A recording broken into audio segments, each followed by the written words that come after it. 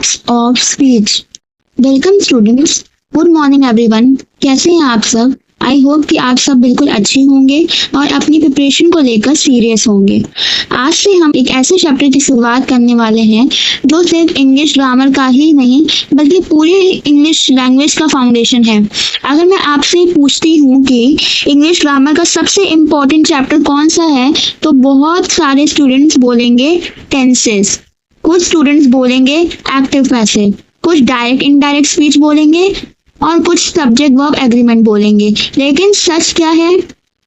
सच ये है कि इन सब चैप्टर्स को समझने के लिए सबसे पहले जिस चैप्टर को समझना जरूरी है उसका नाम है पार्ट्स ऑफ स्पीच। अगर पार्ट्स ऑफ स्पीच क्लियर नहीं है तो आप टेंसेस में भी मिस्टेक्स करोगे, एक्टिव पैसिव में भी मिस्टेक्स करोगे, एरर स्पॉटिंग में भी गलती होगी, सेंटेंस इंप्रूवमेंट में भी प्रॉब्लम होगी और स्पोकन इंग्लिश में कॉन्फिडेंस नहीं आएगा। इसलिए मैं चाहती हूँ कि आज की क्लास को सिर्फ एक यूट्यूब वीडियो की तरह मत देखिए। इस क्लास को एग्जैक्टली वैसे अटेंड करिए जैसे आप क्लासरूम में टीचर के सामने बैठे हैं। नोटबुक निकालिए, पेन निकालिए और हर इम्पोर्टेंट पॉइंट नोट करिए, क्योंकि आज हम सिर्फ डेफिनेशंस याद नहीं करेंगे, हम ग्रामर के पीछे का लॉजिक समझेंगे। और जब लॉजिक समझ आ जाता है तब ग्रामर कभी भूलती नहीं। सबसे पहला क्वेश्चन, मैं आपसे एक सिंपल क्वेश्चन पूछती हूँ, इंग्लिश लैंग्वेज किस चीज से बनती है? सोचिए। सेंटेंस से? नहीं। पैराग्राफ से? नहीं। वर्ड से?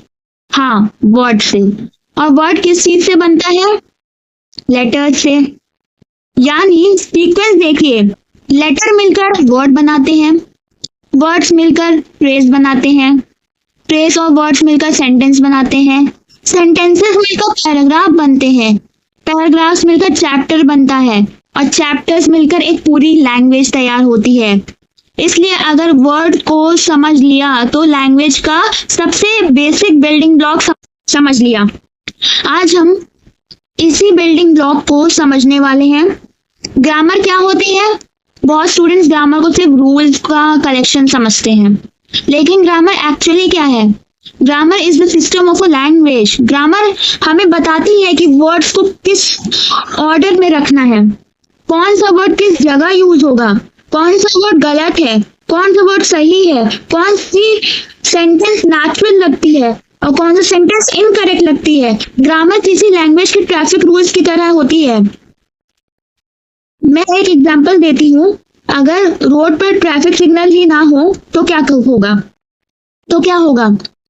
हर गाड़ी अपनी मर्जी से चलेगी, एक्सीडेंट्स होंगे, कंफ्यूजन होगा। बिल्कुल वैसे अगर ग्रामर ना हो तो लैंग्वेज में भी कंफ्यूजन हो जाएगा। इसलिए ग्रामर लैंग्वेज को डिसिप्लिन देती है। एक important example, Ram is a good boy. अब इस सेंटेंस को देखिए, कितने वर्ड्स हैं? Ram is a good boy, total 5 words. अब मेरा अगला क्वेश्चन, क्या इन 5 वर्ड्स काम सेम है? बिल्कुल नहीं, हर का काम अलग है। राम एक नाम बता रहा है, इस एक स्टेट शो कर रहा है, गुड क्वालिटी बता रहा है, बॉय एक पर्सन को रिप्रेजेंट कर रहा है, ए सिर्फ एक आर्टिकल है। तो जब काम अलग है तो कैटेगरी भी अलग होगी। इसी कैटेगरी को हम कहते हैं पार्ट्स ऑफ स्पीच। यही पूरे चैप्टर का फाउंडेशन है। कभी भी डेफिनेशन रटने की जरूरत नहीं पड़ेगी अगर आप इस लॉजिक को समझ गए। पार्ट्स ऑफ स्पीच क्या होता है? तो सबसे पहले इसका नाम समझते हैं। पार्ट का मतलब होता है हिस्सा, स्पीच का मतलब होता है लैंग्वेज या एक्सप्रेशन। यानी सेंटेंस के अंदर जो भी वर्ड आता है उसका एक रोल होता है, उस रोल के अकॉर्डिंग उसकी कैटेगरी डिसाइड होती है। इसी कैटेगरी को पार्ट्स ऑफ स्पीच कहते हैं। डेफिनेशन को और सिंपल बना देते हैं। Words are classified according to their function in a sentence. These classes are called parts of speech.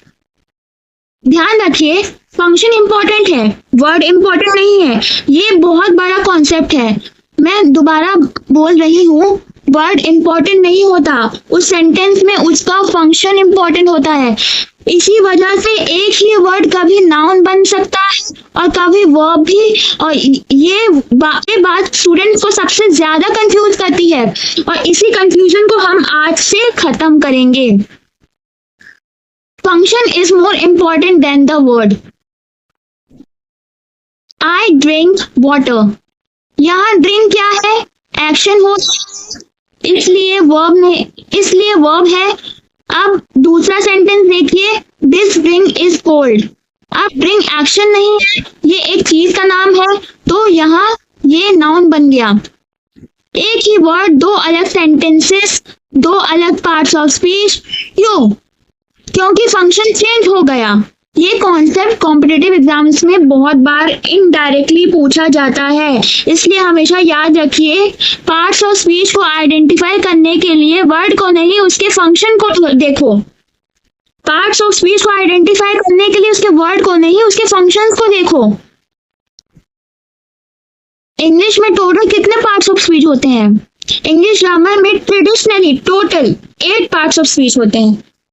First noun, second pronoun, third verb, fourth adjective, fifth adverb, sixth preposition, seventh conjunction, eighth interjection। आज हम इन सब को सिर्फ नाम से नहीं जानेंगे, हम समझेंगे कि ये लैंग्वेज में एग्जैक्टली क्या काम करते हैं, हर कैटेगरी की नेसेसिटी क्या हो है, और अगर वो कैटेगरी सेंटेंस से हटा दी जाए तो सेंटेंस पर क्या इफेक्ट पड़ेगा। इसी तरह ग्रामर लॉजिकल लगने लगेगी। एक real life analogy, suppose school है, स्कूल में प्रिंसिपल है, टीचर्स हैं, स्टूडेंट्स हैं, ऑफिस स्टाफ है, सिक्योरिटी गार्ड है, पियोन है, सब इंसान है, लेकिन सबका रोल अलग है। प्रिंसिपल का काम अलग, टीचर का काम अलग, स्टूडेंट का काम अलग, सिक्योरिटी का काम अलग। बिल्कुल इसी तरह सेंटेंस के अंदर भी सब वर्ड्स हैं, लेकिन हर वर्ड का रोल अलग है। जो नाम बताता है वो नाउन, जो नाम की जगह आता है वो प्रोनाउन, जो एक्शन बताता है वो वर्ब, जो क्वालिटी बताता है वो एडजेक्टिव, जो एक्शन या क्वालिटी को मॉडिफाई करता है वो एडवर्ब, जो रिलेशन बताता है वो प्रपोजिशन, जो वर्ड या सेंटेंसेस को जोड़ता है वो कंजंक्शन, और जो इमोशन एक्सप्रेस करता है वो इंटरजेक्शन। ये सिर्फ डेफिनेशंस नहीं है, ये लैंग्वेज का स्ट्रक्चर है। अगर स्ट्रक्चर समझ आ गया तो ग्रामर कभी डिफिकल्ट नहीं लगेगी। आज की क्लास में हमने फाउंडेशन समझा है, अगली क्लास में नाउन को 0 से एडवांस लेवल तक पढ़ेंगे। Definition, logic, type, countable versus uncountable nouns, common exam traps, exceptions, real life examples, spoken English usage और कॉम्पिटिटिव एग्जाम्स क्वेश्चंस के साथ। In the next class, we will begin noun from absolute basics and cover every concept, every rule, every exception, and every exam point. Okay, students? See you in the next class.